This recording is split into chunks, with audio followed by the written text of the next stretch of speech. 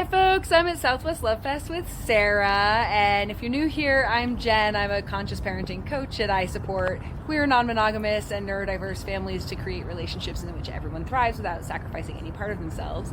And Sara is a queer sex educator. And Sara, why do you do this work? Why does it matter? Oh my gosh, because I didn't have it, honestly. I think one of the best pieces of advice that I got from another trans person, Sophie LaBelle, who does trans comics, was be the adult that you needed when you were a queer kid. And yeah, that's why this is really important to me. I do sex ed across everyone's life, but I've also done a lot of high school, middle school stuff as well. So I think that sex education is so much more than just what are you doing to have sex, but it's also your communication. It's also how do you talk about sex, how do you talk about bodies, and how do you make people feel affirmed. And so I think all of those things are why I care about this and why I want to do it. So a lot of people who watch this are parents, and there's a large contingent of those who have a queer or especially genderqueer child. And one of the things that's been coming up in the parent group that I have for parents of genderqueer children is my kid is going to hit puberty, and maybe because of access issues they're going to go through the wrong puberty, or they're on hormone blockers and their puberty is going to look very different from their peers, or maybe they've had a very none of the above identity, and now they're hitting puberty and it's confusing because their body is becoming more binary than they have identified. And so if you're a parent who is wanting to affirm your child and also give them good, correct information, how could somebody talk to their kid in a way that affirms their identity and also communicates what's happening in their body? Yeah, no, I think that's great to be thinking about. And it's something that's really hard, for sure. I think one of the tough things about this is that there's your home sphere where you might have more control over the language and over what people are using to refer to your body or your child's body or whatever. And then there's the external sphere, right? There's school, there's family, there's other people. And so I think one of the most important things you can do is make that home sphere as safe as possible. Make sure that you're using the language that your child's asking you to use, even if it's really tough for you. They, them pronouns can be difficult. Other neopronouns can be hard. Sometimes seeing your kid as a different gender can be really hard. And it's really essential to making sure that they feel supported, because you have a lot less control over what goes on out in the world, right? I think another important thing about taking care of kids who are queer and trans is being honest with them about what's happening and about why it's scary or why it's dangerous and why it can be hard for them. You obviously don't want to fearmonger or make them feel too scared, but at the same time, we live in a world where it is really scary for trans and queer people, and so not hiding from that, letting them have their feelings about it and process through that is really important. And also being honest about you're gonna have these changes happen to your body. You might like them, you might not. We can figure that out later. There's always a process for making your body feel at home for you. Even if we can't do that process right now, it doesn't mean that there's something wrong with you.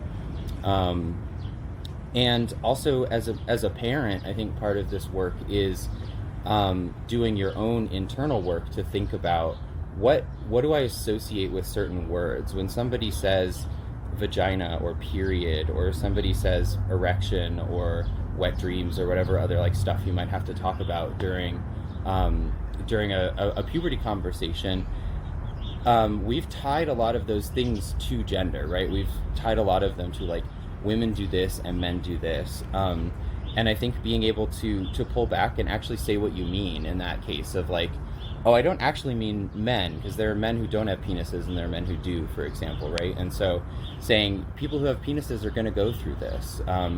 You might using accurate language for their body, you will be bleeding from your vagina or your box or whatever other word people like to use that isn't triggering for them.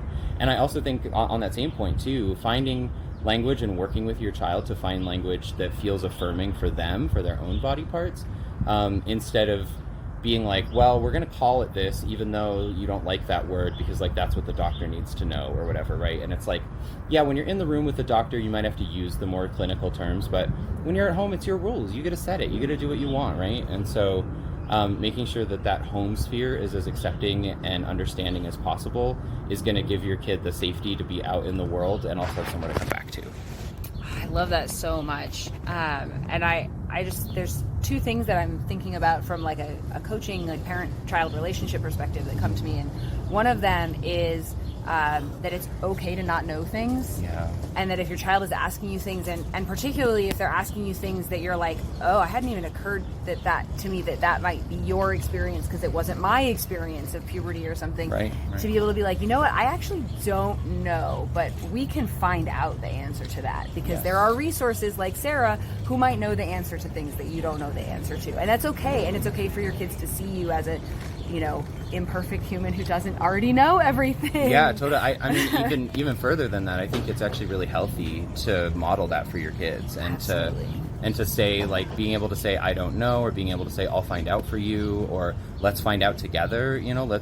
That can also be a way, depending on how old your kid is and how much internet access they have, but that can be a way to actually teach them, like, how do you find an answer to something, and how do you sort through the misinformation that's online or the bigoted articles or whatever, right? Like, if your kid has a question about puberty or has a question about something else, and like, you're like, let's figure that out together. That can be like a really good, like, bonding experience, and also again, a way to model that, like, it's okay to not know things. It's okay to not be sure what you want to call your body. It's okay to not be sure what you want to do with your body later on. Adult life is really far away. It's really hard to imagine what you want your body to be like then. And so I think another piece of this too is to affirm that, like, it's okay to not know about yourself, and it's also okay to not know what a word means, what something else means. It's not like you need to have like a definition right now or else it's a massive problem. It's okay to just kind of sit in that space of like, well, I know I'm not a boy. I don't really know what that means for me.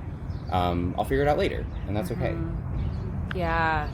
And the other piece that I was really thinking of is like not letting perfection be the enemy of the good. Yeah. That you're gonna mess up no matter how well-meaning and thoughtful of a parent or a human you are, or how many books you've read, or how many podcasts you've listened to. Yeah. And so if you accidentally use more gendered language than you intend in a conversation or something, that it's okay to come back later to your child, and again, with it actually being incredibly important for them to see you model repair and come back and be like, I'm not happy with how I said that. All right, so we were talking about coming back and repairing when you make a mistake, and I ran out of space on my phone. So here we are, we're back, and we're talking about that, about how important it is to not worry about getting it perfectly in the first place, but allow yourself to make mistakes and then come back and apologize and try again. Yeah, I think modeling being wrong, like modeling apologizing and what it's like to repair a relationship is so valuable. I don't think my parents ever apologized to me once when I was a kid. And it would have changed a lot of my life if they had, There's like a meme online that like a lot of millennial media is just like wishing your parents had apologized to you. It's like wish fulfillment, a fantasy of that, But yeah, I think that it's okay to mess up, and actually it's a necessary part of learning to make mistakes, right? And so one piece of that is internal, is like processing your own feelings about if you made a mistake, who can you go to about it, or how can you make sure that you're processing like the emotional content of like how you feel so bad with somebody else, so that that's not with your kid, but you can bring them a formed idea of like, here's what I think happened, here's how I felt about it, and here's what I want to do to make it better, or that sort of thing.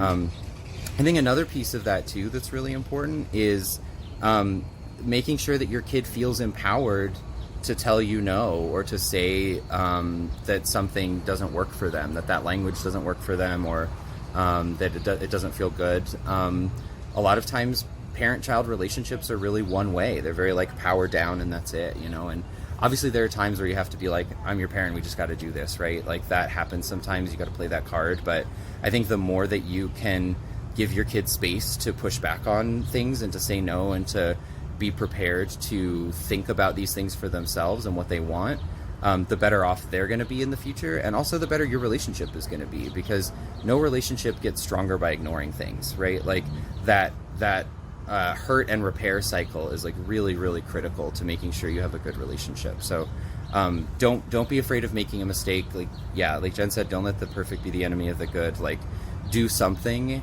and even if it's imperfect, it's way better than doing nothing. Absolutely. And I think that brings us around nicely to how can you do something about those things. Yeah. So if the part that you're struggling with is like, how do I repair and how do I help the relationship with my child feel good, or the part you were talking about earlier where like I'm uncomfortable with the language and I need to work through what that brings up for me, or the assumptions that I had about my child, those are all things that you come talk to me about. Yes, yeah. And you come to my free community group for parents of genderqueer kids so that you can feel not alone in that journey, and you can get some understanding and some space for you so you're not bringing those things to your child. Yep. And then when you want the information about what is happening for your child's body or your body, if you are also a queer person, then you come to Sara. Yeah, totally. There's 2 resources I want to share. The first is one that I'm not personally involved with, but that I love and support, and a friend of mine runs, which is called Scarleteen, SCARLETEEN.com, like Scarlet and then teen, but with only one T.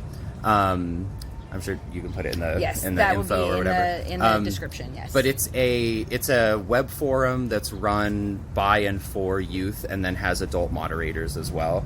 And it's a place for young people to go ask questions about puberty, go ask questions about sex, go ask questions about non-monogamy, whatever they have questions about, and either hear from other young people about their experiences, or hear from an authoritative adult who's a sex educator and can say, actually, here's what's going on there, or, that sort of thing. So Scarleteen is a great teen resource for that. And then also I have a podcast. It's called Queer Sex Ed. And you can find it on queersexed.org or on any podcast app, Spotify, whatever else. We have 54 episodes of back stuff. Some of them are specifically about trans medicine. A lot of them are about kink and sex and things that, might not be part of your conversation now, but might be something that you want to talk about later, or you want to be informed about in case one of your kids asks you a question about it or something. And then also, like you mentioned, Jen, sometimes kids coming out as trans, also the parents find out that they're trans. And so it's also okay for you to not know things as a trans parent if you're a trans parent of a trans kid. And like that relationship, I think, can be really affirming and really positive, but it also is really hard to navigate sometimes of like, I feel completely new in this too. Like, we're both new in this, and how do we figure that out together? And so, as a parent, doing your own thinking about gender and sexuality and what you want and how you show up in the world can also then help you prepare for your kid to do that too. So, absolutely, and all of those links will be in the description. And it has been so lovely getting to know you, so Sara. Good. I'm so glad we got to hang out. I'll see you all next week. Bye.